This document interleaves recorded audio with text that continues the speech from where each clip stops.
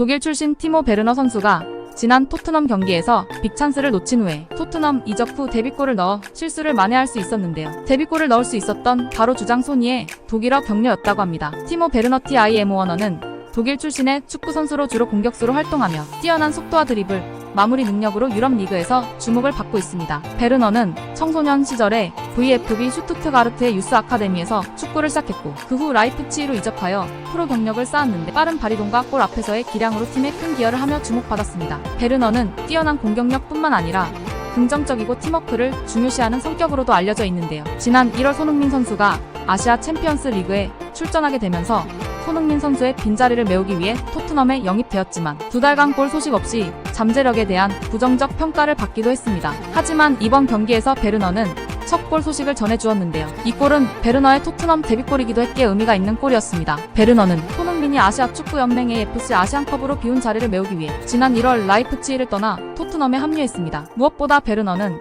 지난 14일 맨체스터 유나이티드 리그 21라운드서 데뷔전을 치른 뒤 꾸준하게 기용되고는 있지만 첼시 시절 보여준 치명적 결정력 부족을 계속 보여주고 있어 부정적 평가를 받기도 했는데요. 앞선 리그 5경기에서 2개의 도움을 기록 중이던 베르너는 이날 6번째 리그 경기서 결국 골을 터뜨렸습니다. 베르너는 골을 넣은 후 곧바로 왼쪽 골 프레그 쪽으로 향하며 세리머니를 펼쳤는데 토트넘 동료들 누구도 베르너에게 달려와 축하하는 모습을 보여주지 않았습니다. 심지어는 주장인 손흥민 선수마저도 골을 넣은 베르너가 아닌 하프라인 쪽을 향해 달려갔다고 하는데요. 어찌된 일일까요? 베르너는 경기 후 토트넘 방송인 스퍼스플레이와 인터뷰에서 나는 골을 넣은 후 축하하고 싶었지만 아무도 오지 않는 것을 봤다고 말했는데요. 하지만 이내 베르너는 내가 골을 넣은 것이 이제 1-1에 불과했다는 것을 깨달았고 우리가 이기기 위해서는 또 다른 골을 넣어야 한다는 것을 알았습니다. 라며 웃어 보였습니다. 실제 베르너가 골을 넣자마자 캡틴 손흥민은 곧바로 공을 잡은 뒤 빠른 경기 진행을 위해 하프라인으로 달려가면서 선수들에게 승리를 위해 추가골이 필요하다는 것을 강조하는 모습이었습니다. 베르너도 이를 깨닫고 짧은 세리머니 후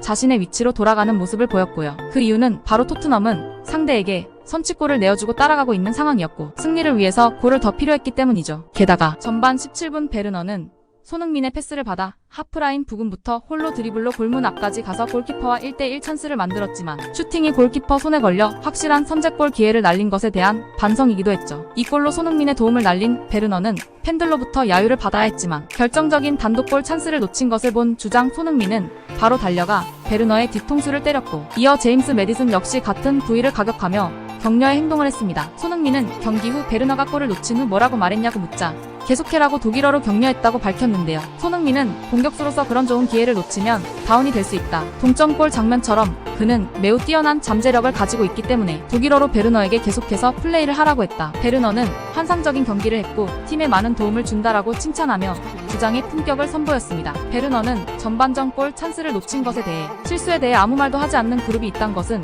기분 좋은 일이다. 동료들은 나를 지지해줬다. 나와 팀에 정말 큰 도움이 됐다며 동료들에게 고마움을 표시했습니다. 베르너 선수 첼시 때부터 받아왔던 골 결정력에 대한 논란을 이번 득점으로 깨끗하게 잠재우게 되었습니다. 앞으로 토트넘에서 손흥민 선수와 함께 더 많은 골 넣어주면 좋겠습니다.